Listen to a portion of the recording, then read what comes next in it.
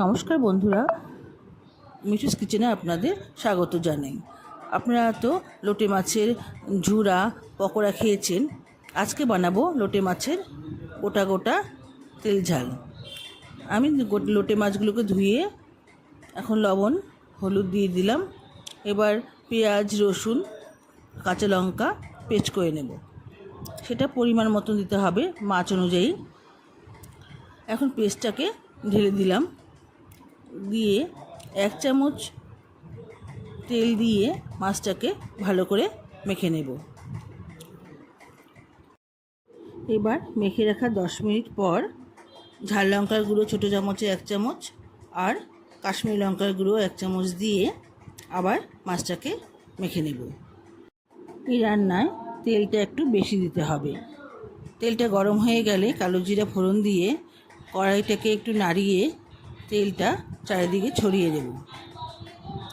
এবার মাছগুলোকে এক এক করে সাজিয়ে দেব। মাছের এক পিঠ হয়ে গেলে আস্তে আস্তে মাছগুলোকে আবার উল্টে দেব।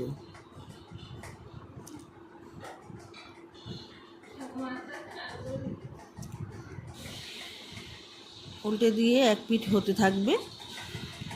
হতে থাকার পর আবার এ পিঠ হতে দেব। মশলা থেকে যখন তেল বেরিয়ে আসবে তখন আমি গরম জল দিয়ে দিব।